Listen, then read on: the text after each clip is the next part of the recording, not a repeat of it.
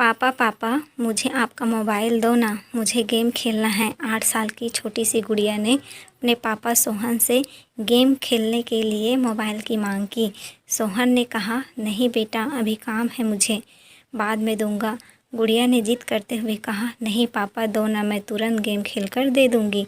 सोहन ने फिर से कहा, नहीं बेटा, मैंने कहा ना, मुझे अभी काम है, मैं बाद में दूंगा। रोती गुड़िया अपनी माँ के पास गई और कहा, देखो ना माँ, पापा मुझे मोबाइल नहीं दे रहे हैं, वो कुछ काम भी नहीं कर रहे हैं और मुझे दे भी नहीं रहे हैं। गुड़िया की माँ नेहा चिल्लाते हुए बोली, अरे थोड़ी देर के लिए इसे मोबाइल क्यों नहीं दे देते, तब से सिर खा रही है। ये आजकल के बच्चे मोबाइल के कीड़े बन कर रह गए हैं। मोबाइल और कंप्यूटर के बारे में जितना हम माँ बाप को पता नहीं होता, उससे ज़्यादा तो इन बच्चों को पता रहता है।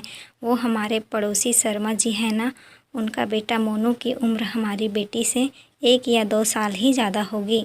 उसे जब देखो मोबाइल में ही घुसा रहता है। कितना एडवांस हो गया है उनका बच्चा। मोबाइल तो अलग बात है, वो लैपटॉप भी चला लेता है। कितना मैच्योर बिहेव करता है वो। लगता है हम किसी बड़े लड़के से बात कर रहे हों।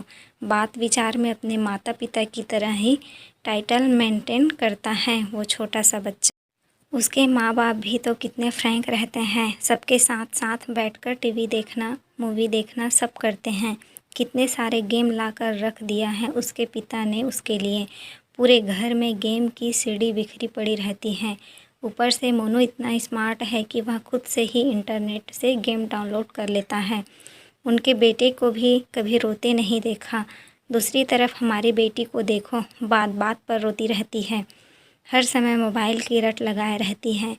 एक आप हो कि उसे तो मोबाइल देते ही नहीं। सोहन ने कुछ सोचते हुए कहा, वो सब तो ठीक है, उसके गेम खेलने के लिए एक अलग से मोबाइल दे दूँगा, लेकिन इस तरह वो ज़्यादा मोबाइल यूज करेगी तो उसके आँख पर बुरा असर हो सकता है। नेहा कुछ नहीं बोली तो सोहन ने कहा, मैं अभी किसी काम से बाहर जा रहा हूँ, लगभग 10 मिनट में आ जाऊँगा, फिर हम लोग सब मिलकर कहीं घूमने चलते हैं। नेहा ने कहा, ठीक है, तब तक मैं उसे तैयार भी कर दूँगी। सोहन भी हाँ में रजामंदी देकर घर से बाहर चला गया, लेकिन 10 बजे गया, सोहन 11 बजने तक भी वापस नहीं आया। इसी बीच नेहा ने उसे फ़ोन लगाने की कोशिश भी की, लेकिन उसका फ़ोन हर समय व्यस्त ही बता रहा था। नेहा को सोहन की चिंता होने लगी कि आखिर क्या बात है जो अभी तक सोहन आया नहीं। लगातार कोशिश करने के बाद आखिरकार एक बार सोहन का फ़ोन लग ही गया। फ़ोन लगते ही नेहा बोल उठी, क्या हुआ? 10 मिनट का बोल गए, 1 घंटा से ऊपर हो गया। तुम्हारा तो कुछ पता ही नहीं। सोहन ने बताया, आज के घूमने का प्रोग्राम कैंसिल कर दो, आज हम घूमने नहीं जाएंगे, और अगर जाएंगे भी तो शाम को।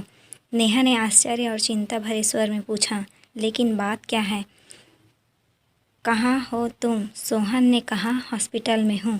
नेहा चीख पड़ी, क्या हॉस्पिटल में? क्या हुआ तुम्हें? सोहन ने कहा, मुझे कुछ भी नहीं हुआ, मैं ठीक हूँ और मैं तुम्हें अभी कुछ भी नहीं बता सकता, घर आकर सारी बात बताऊँगा। लगभग शाम तक सोहन वापस आया।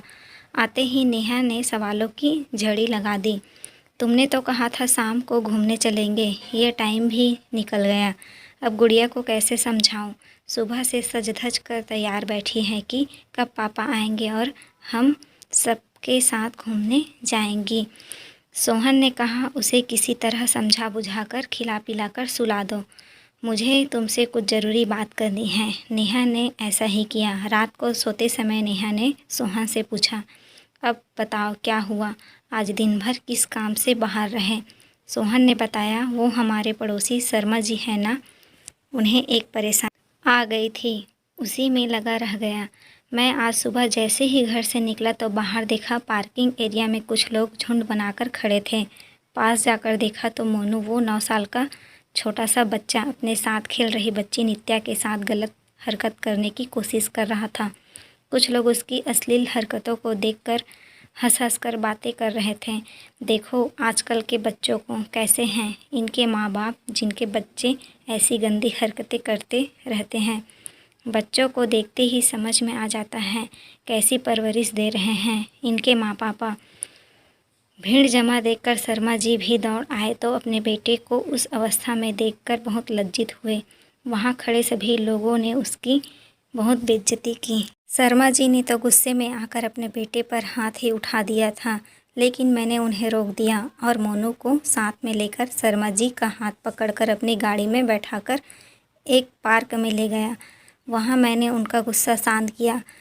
उसने पूछा, क्या मोनू किसी बुरी संगत में है जो इसे गंदी बातें सिखा रहा हो?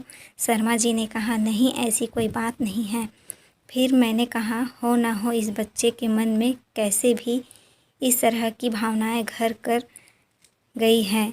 इसे फ़ौरन किसी मनोचिकित्सक के पास लेकर जाना होगा जो इसकी काउंसलिंग कर पता लगा पाएगा कि इसके मन में ऐसी बातें कहाँ से आई।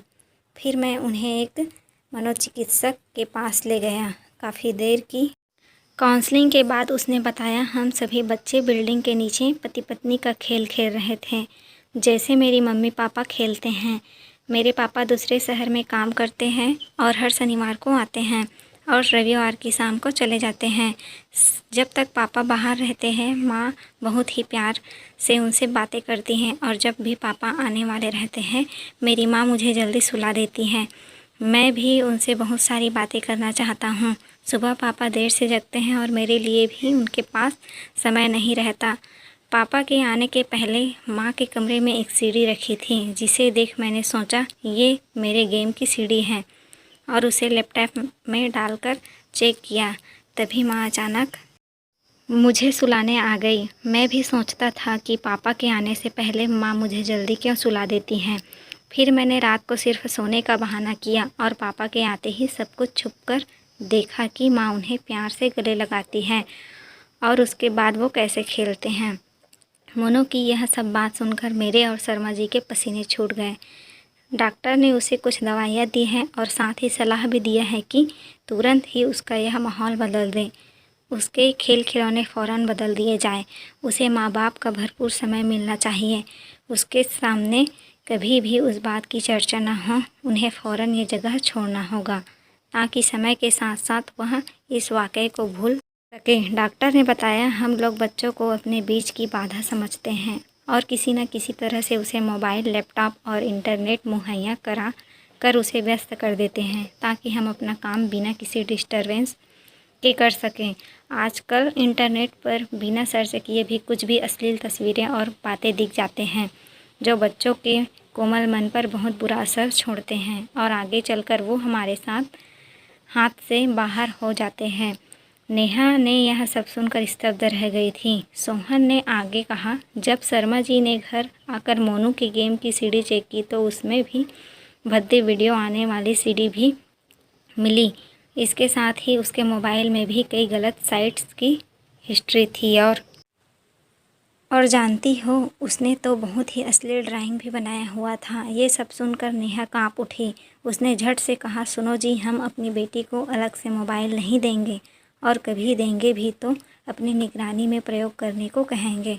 हम अपनी बेटी के साथ ढेर सारा समय बिताएंगे और हर सही गलत के लिए उसका उचित मार्गदर्शन भी करेंगे। सोहन ने भी सहमति में सिर हिला दिया। दोस्तों, अपने बच्चों के साथ प्यार भरा रिश्ता बनाकर उन्हें सही गलत की शिक्षा देनी चाहिए और सबसे महत्वपूर्ण बात कि उनके साथ ढेर सारा वक्त बिताना चाहिए, क्योंकि माता पिता का होना एक बहुत बड़ी जिम्मेदारी होती है और परवरिश कोई खेल की बात नहीं होती। क्या आप इस बात से सहमत हैं? कमेंट करके हमें ज़रूर बताएं। धन्यवाद।